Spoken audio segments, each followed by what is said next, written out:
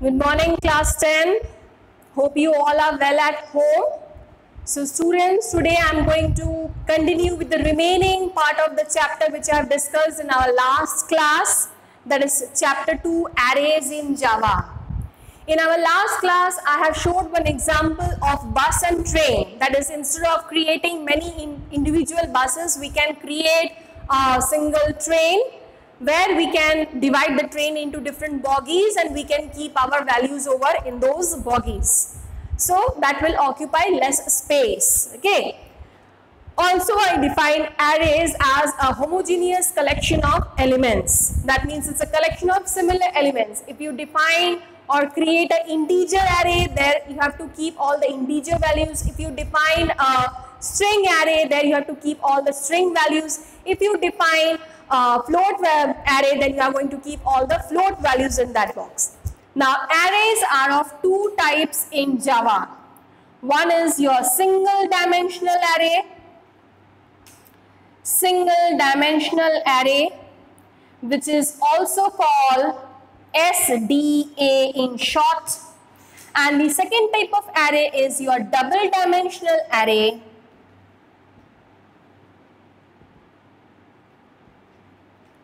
which is also called DDA. In single dimensional array, from the word itself you can understand that a single row has been defined with different blocks. Say for example, if I write int A equals to new int A 5, that means a single row will be created with 5 different blocks, and each and every block will contain only a single value. You cannot keep it over here 2 and 3 values. No. Each and every block will contain single value and it will contain only integer values. That is the most important thing in array. You cannot keep over here A. In the other block, you cannot keep as 1. In the third block, you cannot keep as 1.5. In the fourth block, you cannot keep as like minus 1 point something like 0. Or in the last block, you cannot keep a word like hello. If this you keep, then it will show you a compile error, because this is not the concept of array. Array means when you are defining an array variable, that means you have to keep all the elements inside the blocks of the same type which you have declared. If you have declared integer type, then all the blocks will contain integer values only. If you have declared float type, then all the blocks will have float values only. If you have declared a character type, then all the blocks will have characters, and if you have declared string type, then all the blocks will contain string values. So that is the most important thing about arrays, which itself means that it's a collection of homogeneous or similar elements.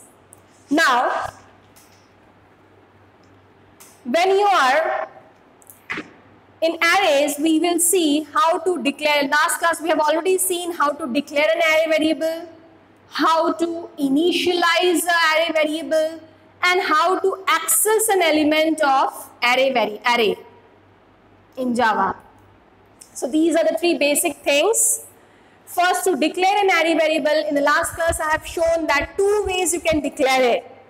One way where we are not going to take the values, rather we are going to use any input stream class or scanner class for reading values from the keyboard. In that case, your declaration should be like this, where only the size of the array will be defined like this. So this is the declaration statement, where you're just declaring that you have taken an integer array variable and the size of the array is 10. That's it.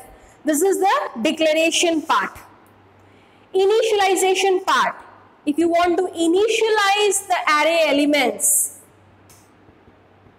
without giving the specific size, that means the array element of integer type is initialized with these values. You cannot give any other values other than these. Only these values will be initialized with the array variable, and from these values the compiler will get to know that just because you have taken 5 values for initialization, that's why the size of this array is 5.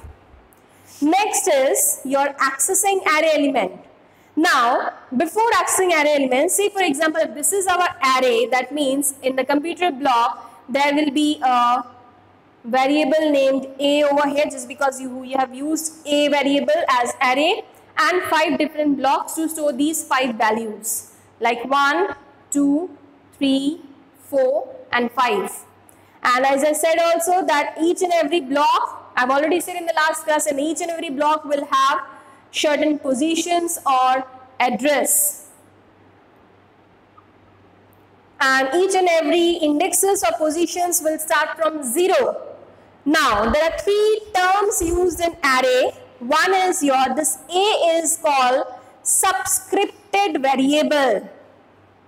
Subscripted variable, whatever A, B, C, X, Y, Z, whatever you take or define as an array variable, those variables are called subscripted variable. In case of array, these positions or the indexes, they are called subscripts, like 0 subscript, 1 subscript, 2 subscript, 3 subscript, 4 subscript. That means these are the positions. Whereas the values which are inside the blocks, they are called subscripted values. So these are the 3 terms which are used often in array. The array variable is called subscripted variable. The positions of each and every block are called subscript, and the values of the elements which you have defined inside each and every block, they are called subscripted value. Now, if you want to access an element of an array, and if I say that how to access an element or first element or the third element, question will be how to access first element of an array. So to access the first element doesn't mean that 1. First element means the one which is there in the 0th position. So A0 is equals to 1, or in this case, if I write system out println A0, that means I want to access or show or display the element which is present in the first in the array. In the similar way, if this is the first element, then this will be the second element, this will be the third element, this will be the fourth element, this will be the fifth element. Okay. So if you want to access any number of elements in an array, in that case you have to mention, say for example, if first, then n minus 1, that is if first means n is equals to 1, so 1 minus 1, 0. That means A0 will contain the first element. So to access an element in an array, you have to follow this concept. That is an minus 1, where an stands for number of elements mentioned in the question. If n is 2, that is your second element, then in that case an minus 1 will be a1. That means your second element. Similar way, if n is equals to 5, that is your fifth element if it is asked to access. In that case, n minus 1 will be a4.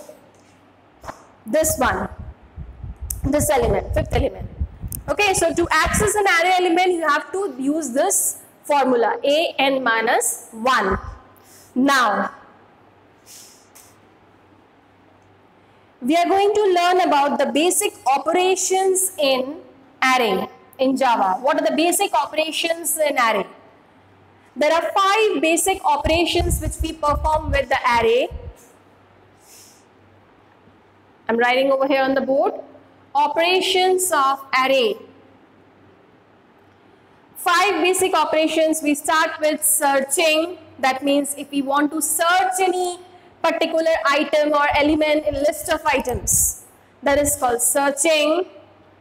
Second is sorting. Sorting means, say for example, there are 10 different elements and you want to sort them, that is arrange them either in ascending order or in descending order.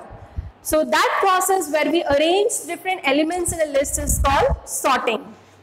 Third is your merging. Merging, you all know, if you want to join, say for example, 2 different arrays where 10 elements are there each, So if we want to join those two arrays to make it a single array, that is called merging. Fourth is your insertion. Insertion means if you want to insert any particular element inside the list in between two numbers, that is called insertion. Fifth is your deleting. Very easy, from the word itself you can make out. Deleting means if there are list of elements and you want to delete any particular element from that specific position, then in that case that process is called deleting. So these are the basic operations which we perform in arrays. One is your searching, where we are searching for any particular number. Second is your sorting, where we are arranging the list of numbers either in increasing or in decreasing order. Third is your merging, when we are merging more than two arrays into a single array, that is called merging. Fourth is insertion, when you want to insert any element inside any other elements in the list, that is called insertion. Fifth is deleting, if you want to delete any particular element from a specific position, then in that case you can use this mechanism. So these are the 5 basic operations which we perform in array. So the one operation I am going to discuss over here is today, that is your searching.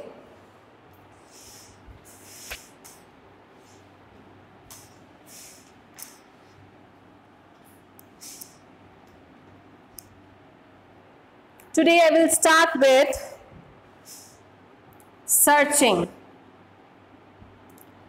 Searching, as I said just now, that if you want to search any particular element in a list, that is called searching. In array, in Java, there are 2 kinds of searching which we follow. One is your linear search and the other is your binary search. Linear search means, from the word itself you can understand, linear search means, say for example, this is the list of elements.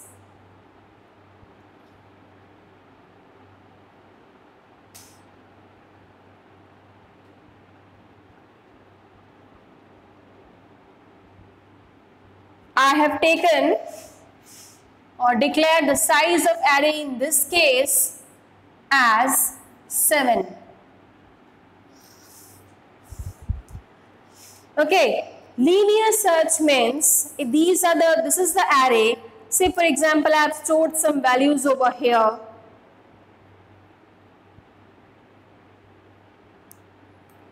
And I am searching for a number. Say n is the number which I am searching in this list. Say for example, I am searching for 40.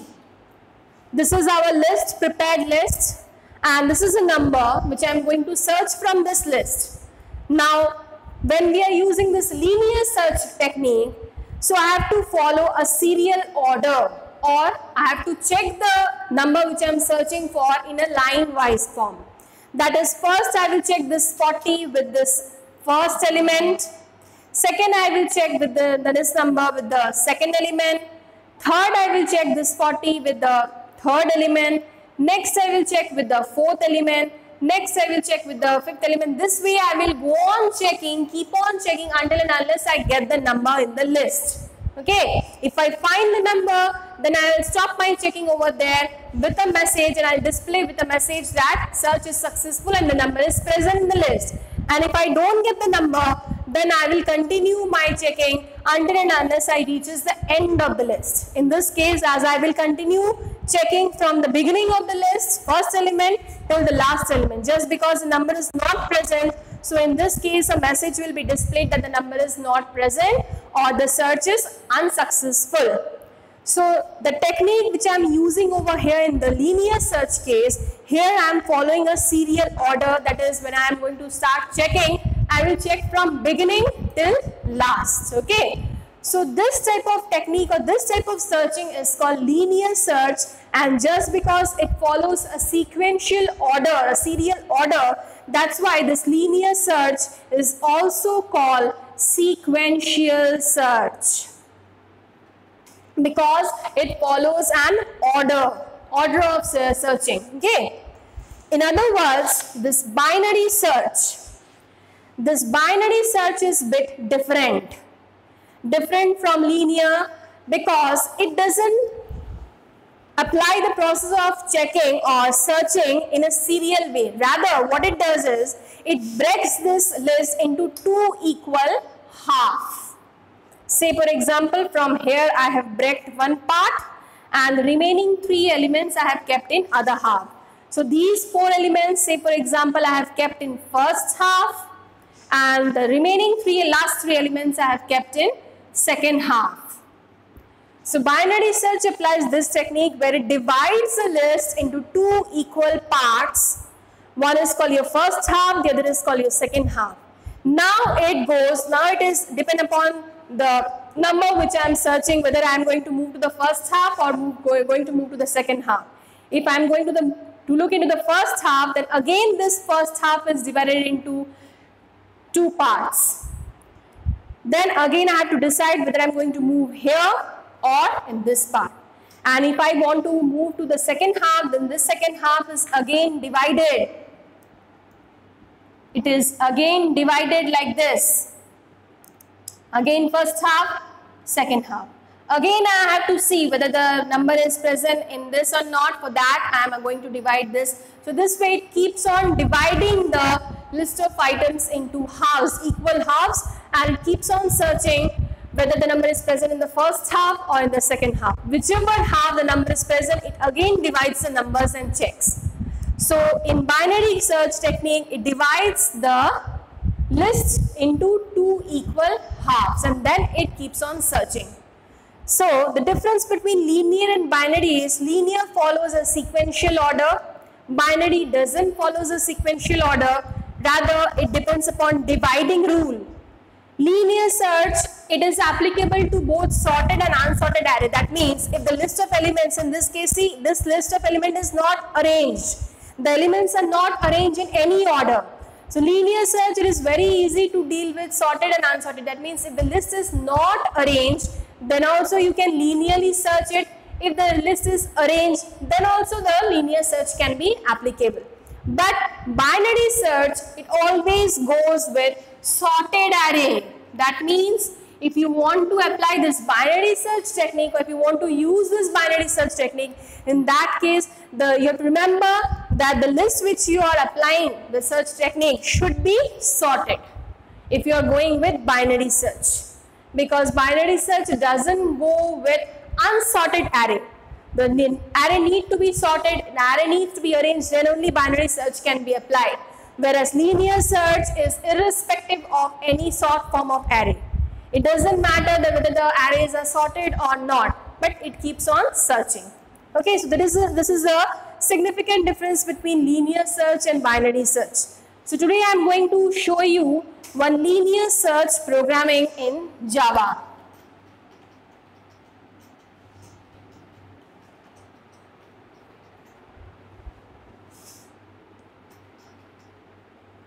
Program to search an element using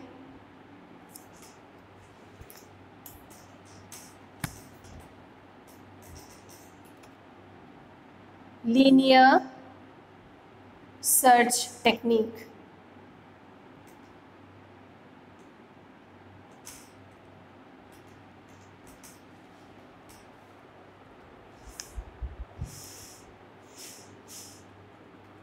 We are using scanner class over here. So for using scanner class, we all know that we have to import util package. So import java.util. Then we have to put a class followed by a class name, which can be any name, like I'm here writing here linear search. Linear search underscore demo. You can keep any name of the class of your choice. Public, static, void main. Then the code for the scanner class. This should be the first statement. Just because we are accepting the values from user input, so either using scanner class or by using input stream class, that is a buffer reader class, Either of any of the two classes you can use to read the array variables from the keyboard. Then you have to declare the array variable AR. You can give any name to your array variable.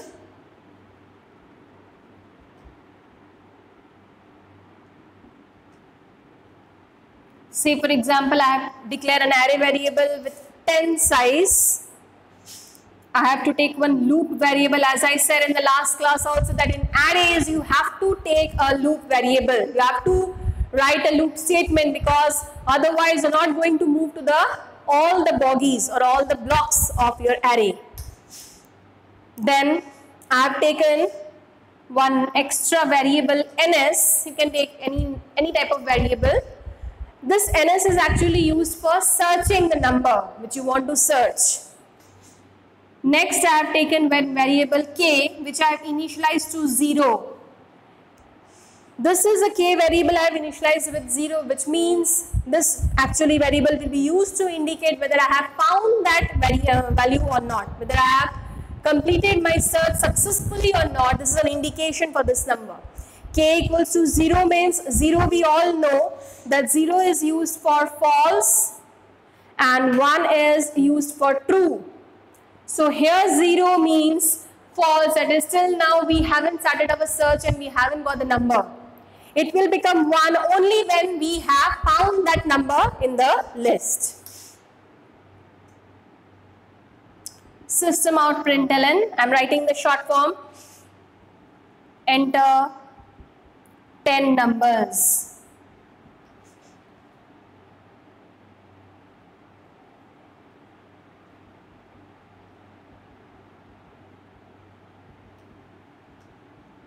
Loop statement.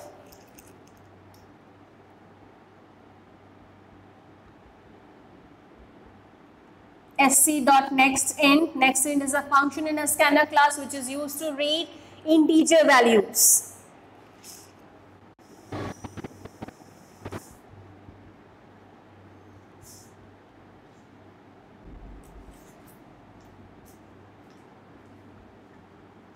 Next, I will enter a number to search, that is your ns. Again, I am going to read it through nextInt function of the scanner class.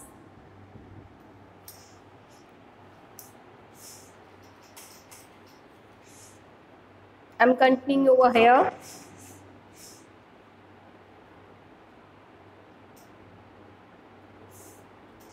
Again, I am writing the loop statement so that now I can start with my checking, and the checking will be done with the if statement.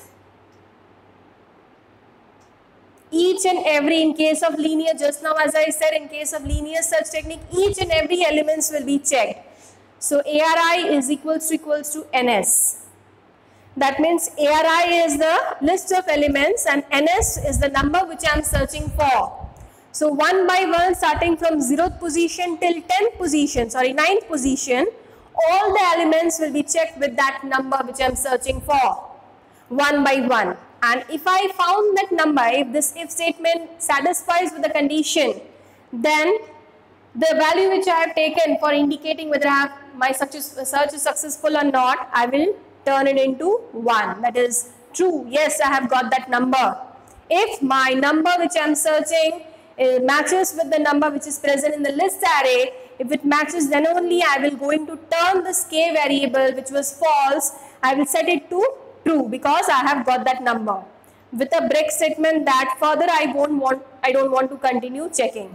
If I get the number over there, I will stop there after turning or setting k to 1. And then outside I am just going to write one if statement again with the condition that if k is equals to 1, that means our search is successful. Or you can also write that the number is found or present. Else search is unsuccessful or the number is not found.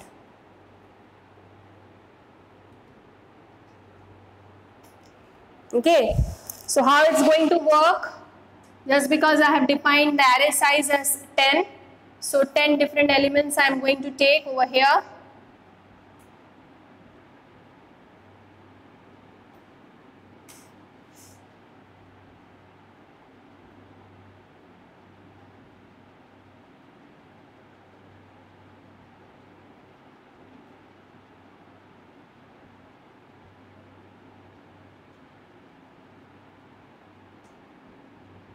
10 different elements, and the number I'm searching for, say for example NS, I'm searching 100. I'm searching for this number in the list.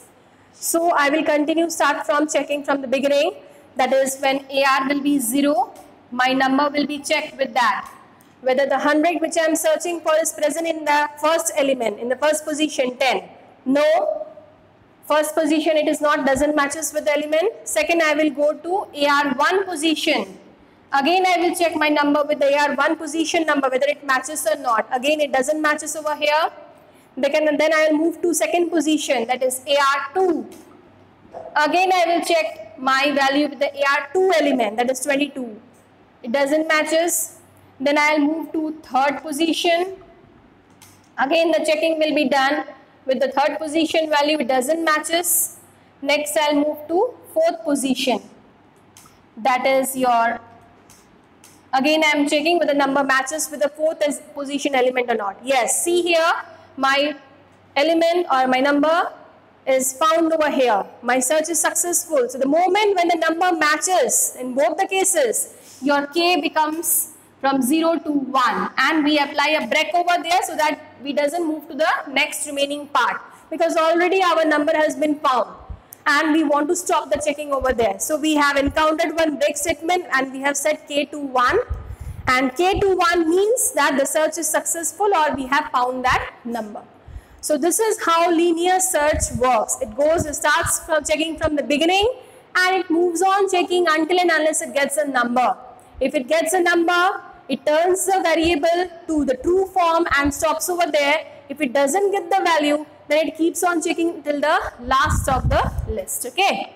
So this is your linear search technique. With this I'm ending my class. Next class we are going to deal with the other operations of array. Okay. Thank you.